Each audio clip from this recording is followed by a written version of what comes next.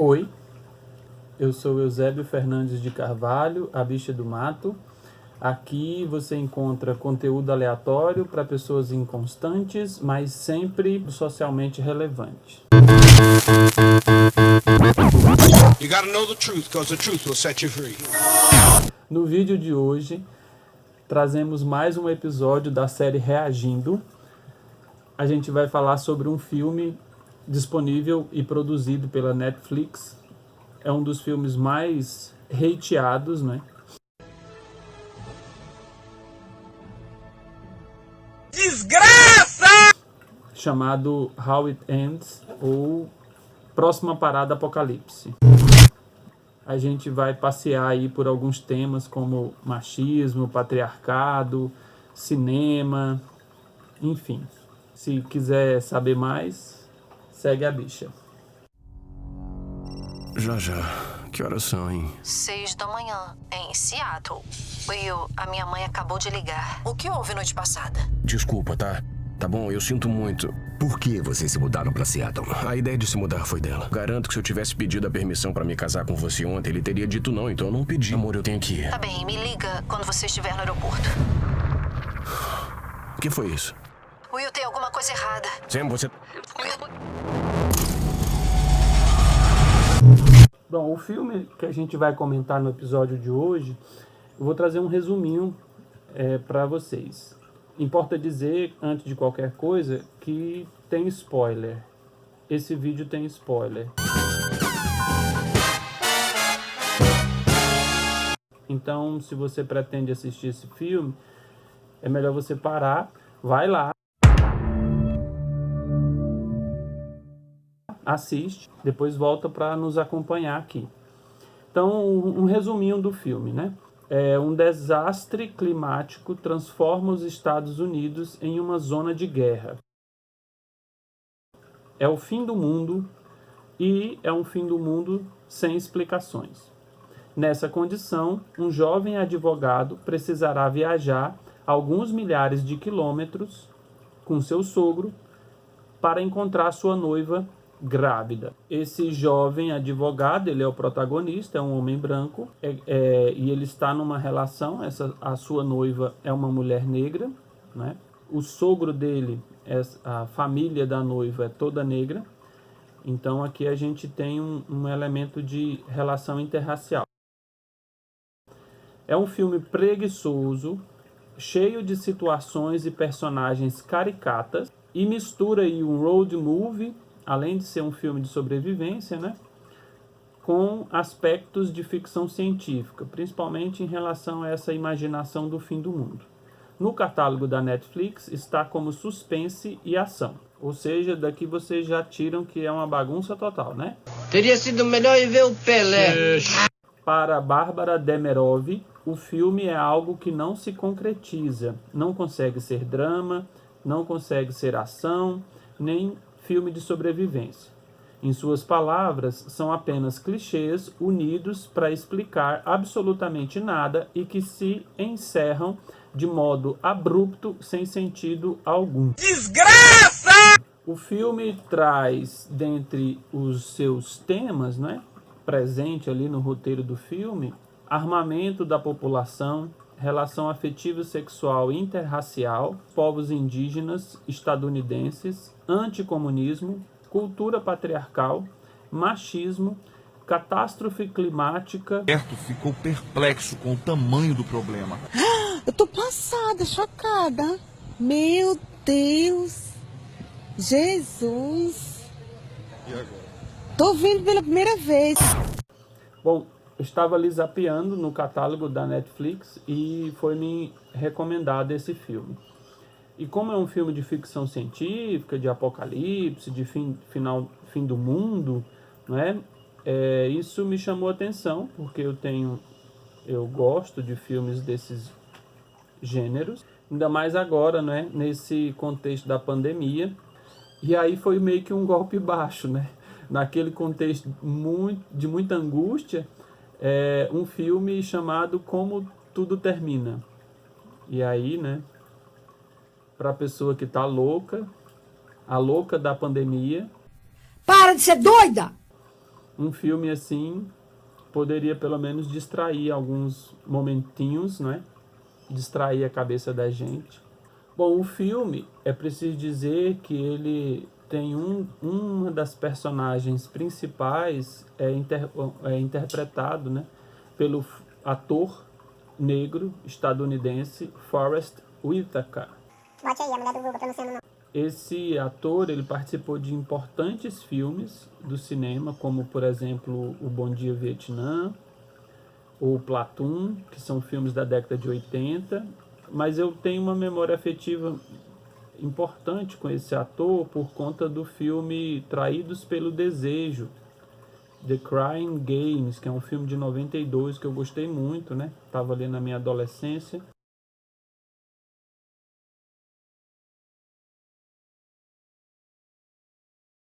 Esse filme, Próxima Parada Apocalipse, é um filme de 2018. O título original é How It Ends. E aí, gente, olha só, né? Essas traduções, essas criações de título para o português são, nesse caso aqui, foi muito infeliz, né? A direção do filme é do David M. Rosenthal e o roteiro é de Brooks McLaren. E agora eu vou abordar alguns temas assim que me chamaram a atenção. Primeiro, a abertura, né? Aquela parte do filme que é muito interessante. É sempre importante a gente perceber e ficar atento no início, quando são apresentados os créditos iniciais, né? Qual é a animação, o que está presente nos momentos iniciais do filme. E tem sim uma música de suspense e tal, e a gente está observando imagens abstratas que a gente não definiu o que é, e com o desenvolvimento a gente percebe que é uma ultrassom, e aí tem o feto e aparece o coraçãozinho do feto batendo, né? E como eu disse, tem uma música de mistério, assim, com tons graves, ok? E eu pensei, né, poxa, será que é alguma explicação, né? Sei lá, o surgimento de um vírus, uma bactéria e tal. E na verdade era um ultrassom. Achei bem criativa essa opção. E acaba que esse aspecto da reprodução humana, o fato de ser um feto, um casal, uma grávida, vai ser o tema. E engraçado que eu só fui perceber isso no final do filme, né? Depois que eu fui pensar sobre o filme. O filme começa com uma atitude de reprodução humana e vai abordar a reprodução numa perspectiva masculina ao longo do filme inteiro.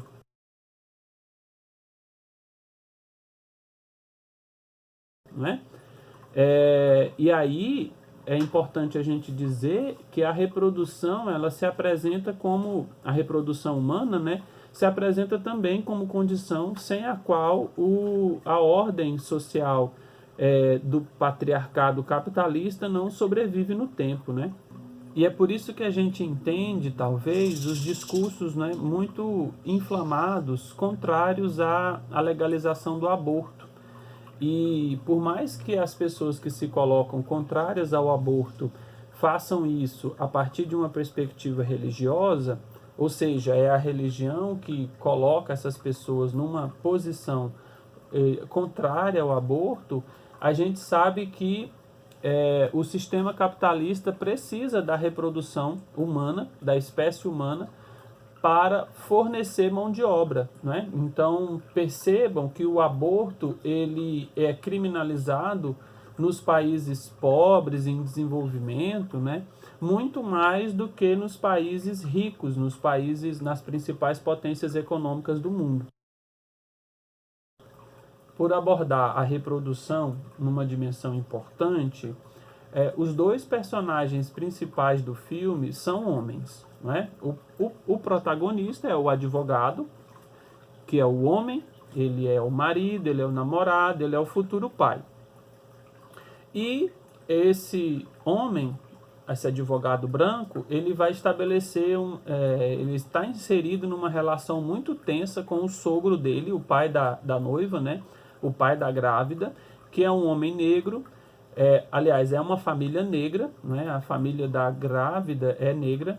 E aí nós temos essa dimensão interracial. Né? Então são esses dois personagens, o advogado branco e o sogro negro. E por ser um road movie, e é interessante a gente perceber que nos road movies tem sempre o desenvolvimento do personagem, né? E aí nesse filme, o desenvolvimento do personagem é que esse homem branco começa o filme nessa situação de não ser um modelo, o modelo típico, desejável do patriarcado, e ele aprende e ele se constitui dessa forma, e no final ele já se apresenta como esse modelo, como esse típico homem do patriarcado, não é?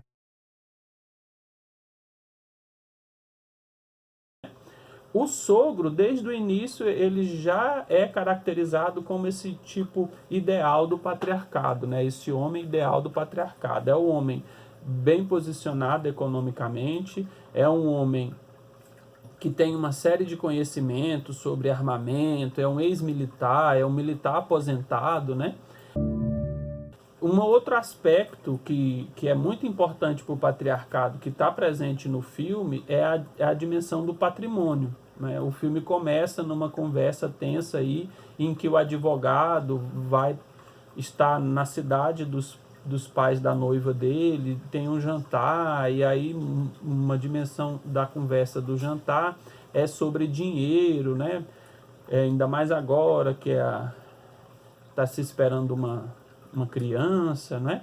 E um outro aspecto do filme também que gira em torno do patrimônio é porque tem uma conversinha, um lance, um episódio de fundo na trama que a gente não vê, mas que estabelece a relação ali, é um elemento da trama do filme, que é a destruição de um barco, né?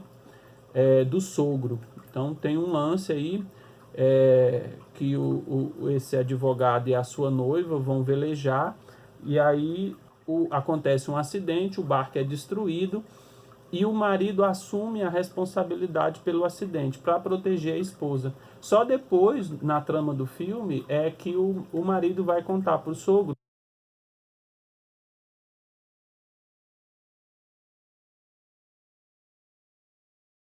que, na verdade, quem destruiu o barco, a responsável pela destruição do barco, não foi ele, mas foi a própria filha, né? Ele assume para proteger ela. Mas é sintomático que o filme gira em torno do patrimônio, né? E aí começa a ganhar importância também na trajetória do filme o carro do sogro, porque é com esse carro que eles vão viajar dentro desse conjunto de cataclisma, né, de fim de mundo, de fenômenos climáticos que não se entende bem. Eles vão viajar nesse carro do sogro até o lugar onde estaria a noiva grávida, né? Um dos aspectos mais interessantes do filme é a autoconsciência de um personagem. O filme traz, bem no meio do filme, entra na trama uma personagem indígena.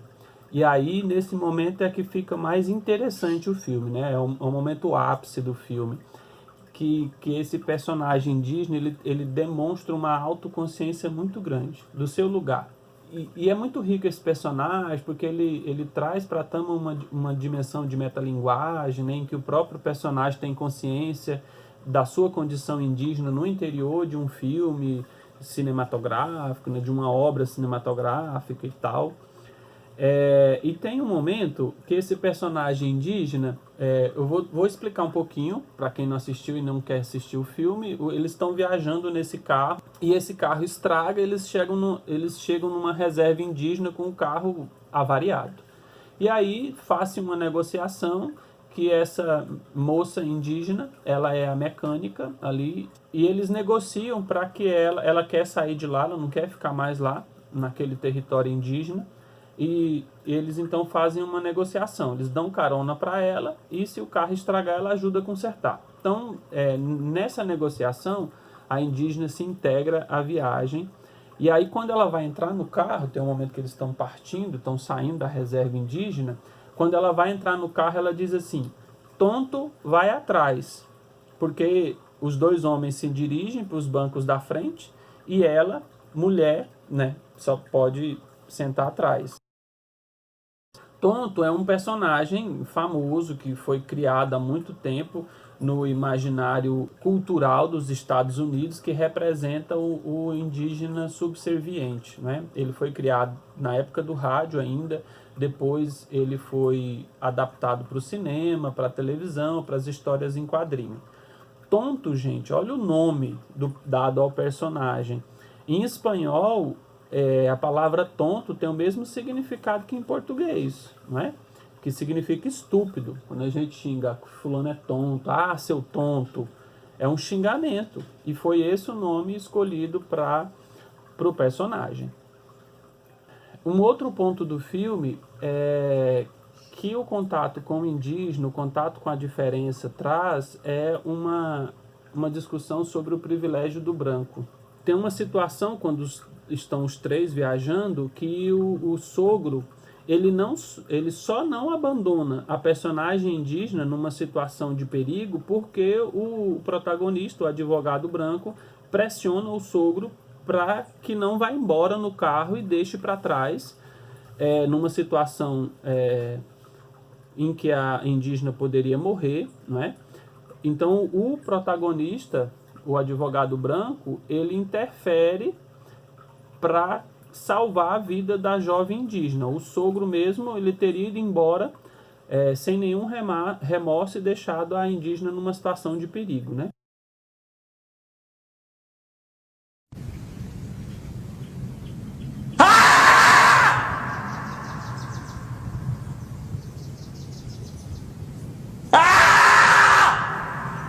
E aí um dos pontos mais assim evidentes para discutir essa questão do privilégio é um trecho que a gente vai colocar aqui na edição.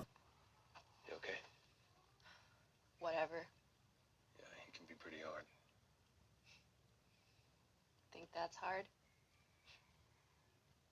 You don't know what hard is, man.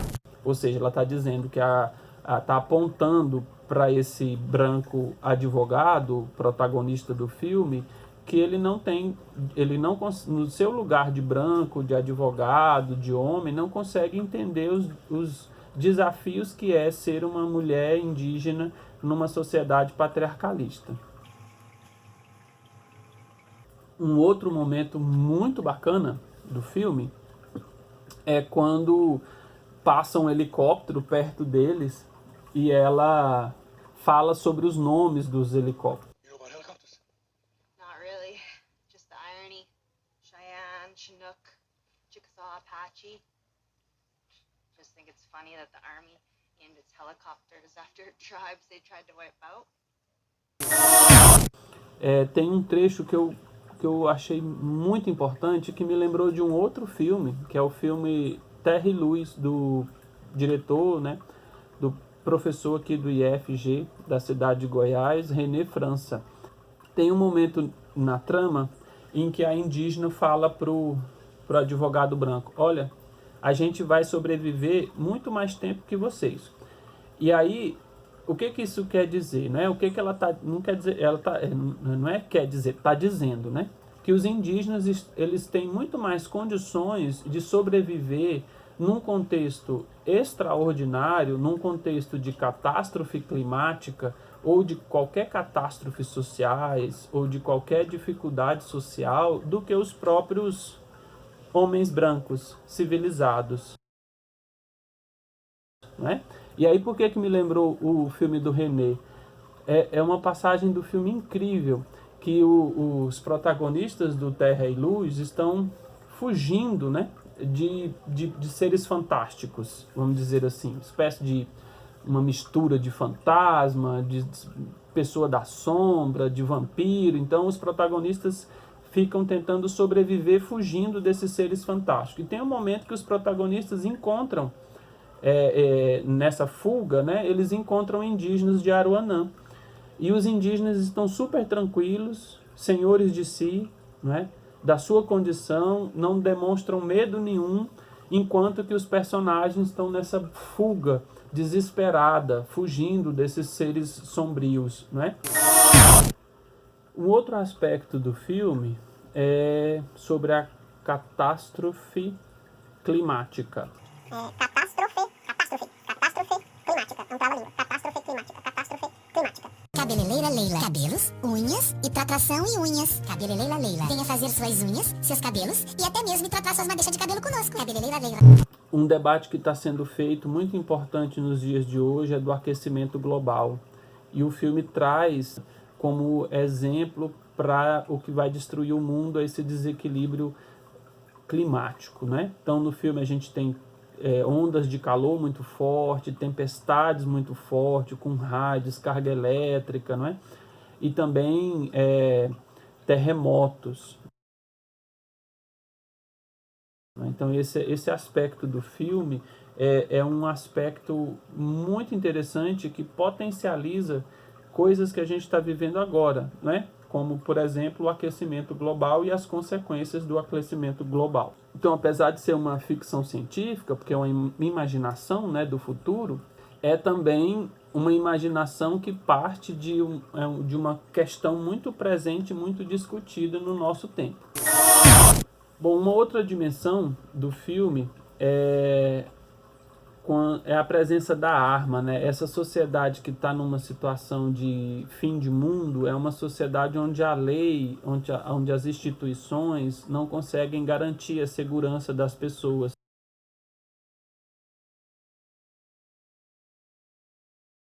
Então as pessoas, os sobreviventes, eles têm que se armar, não é? Para se autodefender. É algo que está presente no filme em vários momentos, né? Então esse homem do patriarcado que tem que usar, ele mesmo é responsável pela defesa do seu patrimônio, seja o patrimônio físico do carro, seja a esposa, a casa, e também o próprio a personagem do sogro que morre, né, segurando a arma. E óbvio, a arma é um item simbólico, é um elemento simbólico, né? Que remete ao poder masculino, ao poder, a própria arma como poder, mas também o poder de fogo, e aí tem conotações eróticas, né? A arma é como uma extensão do poder do macho. Um outro elemento importante para a gente falar também, que o filme toca, que está presente no filme, é o perigo anticomunista, né? Aliás, é o anticomunismo e o perigo do comunismo. É o anticomunismo e o perigo do comunismo. É incrível, gente, porque o mundo está acabando, não se sabe por que o mundo está acabando, e tem o discurso que isso seria responsabilidade dos comunistas, né? Da China, principalmente, porque hoje, quando a gente fala em comunismo, as pessoas pensam na China. Apesar da China, gente, não é consenso que a China é comunista, né?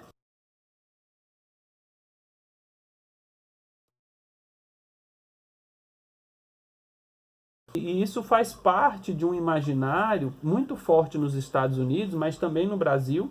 Aliás, é um imaginário anticomunista, do perigo comunista, né? O comunista como o comedor de criancinha, o comunista como aquele que vai destruir a propriedade privada dos burgueses. Tanto é que agora o Trump acusou o Biden, né, de ter projetos no seu plano de governo, de tomar ações comunistas, e que isso seria um perigo para a sociedade estadunidense. Ou seja, Loucura.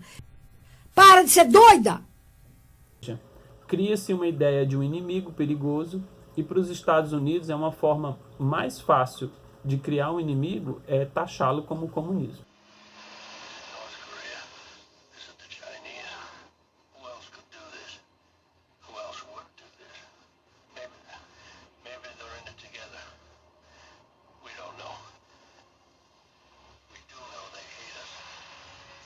E junto da criação desse perigo comunista, tem também um discurso religioso. Então percebam que isso está muito presente na nossa sociedade agora, que a gente está vivendo, né? O filme é de 2018, a gente está em 2020, mas nesse período agora que a gente está vivendo, nós sofremos o baque do crescimento de um pensamento religioso, de ações conservadoras, né, de âmbito religioso sobre a sociedade, discutindo moral.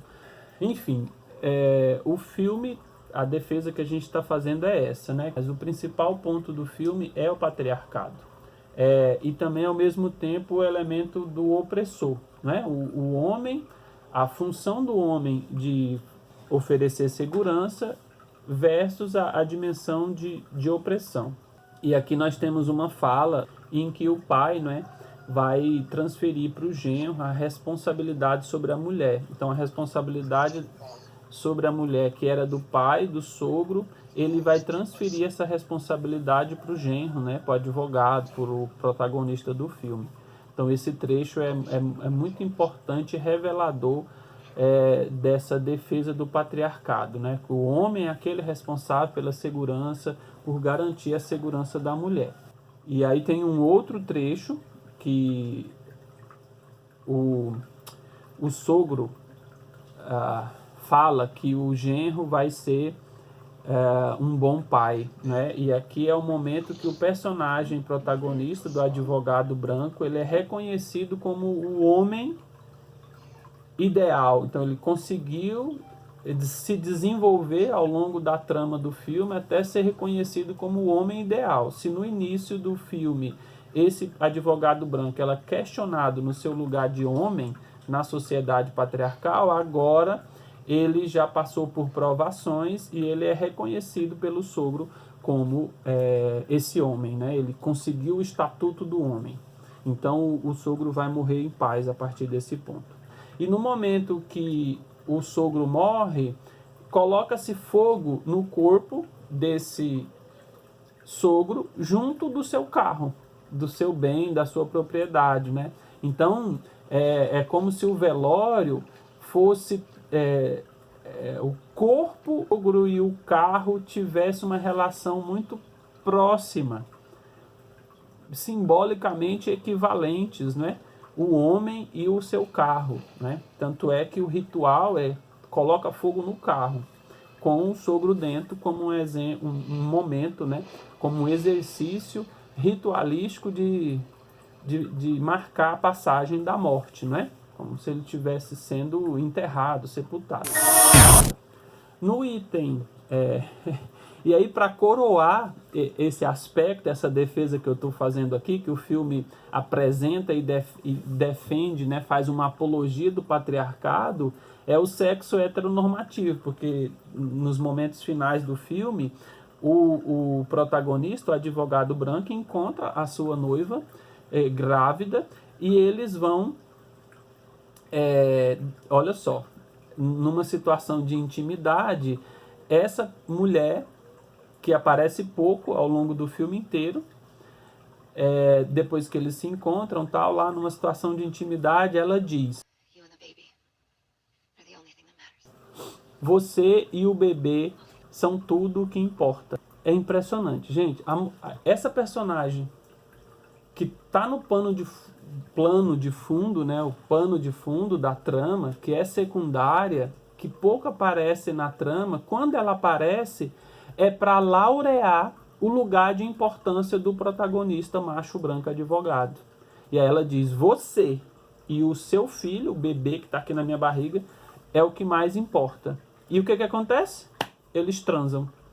Então, com esse aspecto, eu fecho aqui a minha defesa de que o filme, ele apresenta essa defesa do patriarcado, né? Ele começa com ultrassom, ele tem todo um desenvolvimento em que um macho educa um outro homem a ser macho também, nos valores do patriarcado.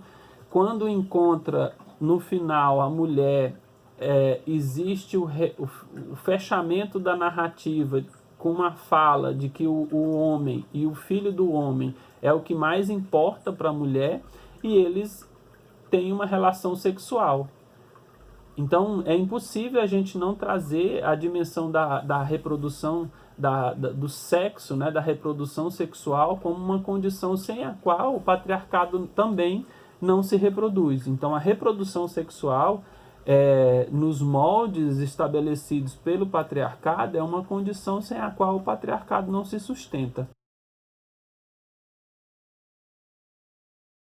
Bom, e fechando então, quais foram os pontos aqui importantes na fala sobre o filme? Primeiro, a valorização da perspectiva masculina, o homem, o lugar do homem, o macho, ele é o verdadeiro protagonista. E aí nós temos dois. Nossa, eu limpando o nariz aqui, ó. Coçando o nariz no meio do vídeo. Enfim. E a relação desses dois personagens, do protagonista, do advogado branco e do sogro do homem negro, o militar aposentado, e aí é uma perseguição esse trem de militar aposentado, né? Misericórdia, gente.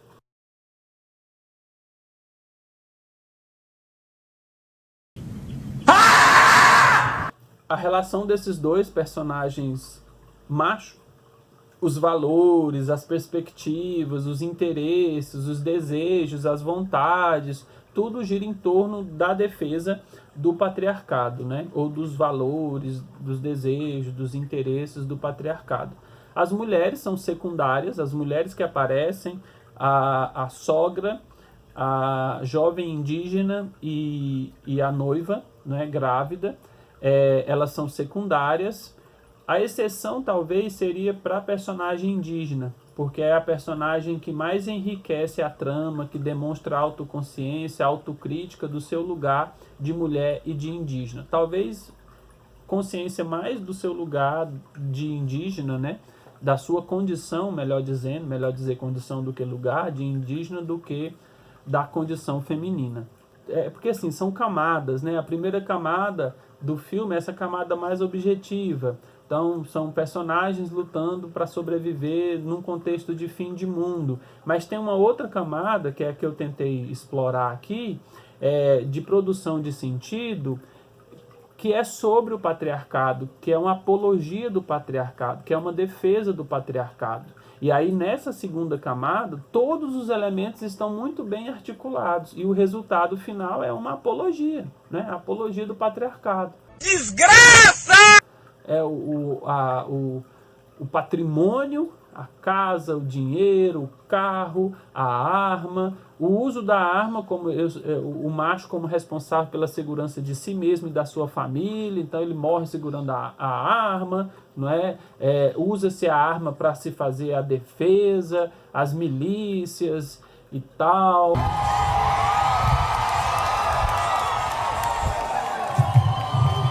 Vamos fuzilar a petralhada aqui do Acre!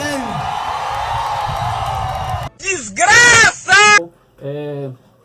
A própria reprodução, né, como um valor, um homem tem que aprender a ser homem.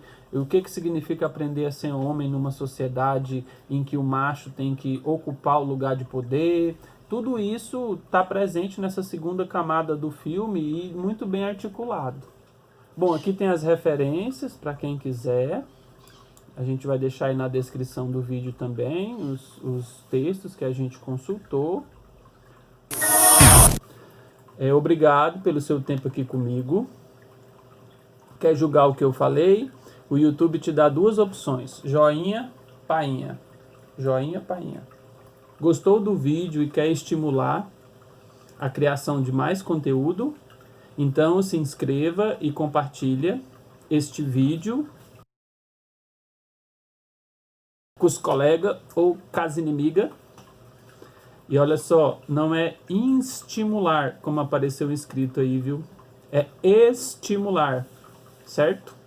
Ai, que burro, dá 0 pra ele.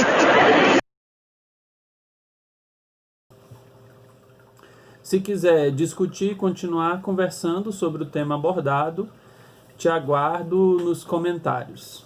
Poeminha do like. Joinha se gostar, painha, painha, painha, painha se não. Comenta para conversar e compartilha para fortalecer a criação. Compartilha. Não tô dançando carnaval não, viu? É o símbolo o gesto para compartilhar, ó. Compartilha aí, ó. Eu na rede, tô na rede do Instagram, tô na rede do Gmail e tô na rede da Academia.edu. Lá você encontra os slides que dão origem aos vídeos, né? Os slides de roteiro dos vídeos. Certinho? Até o próximo vídeo.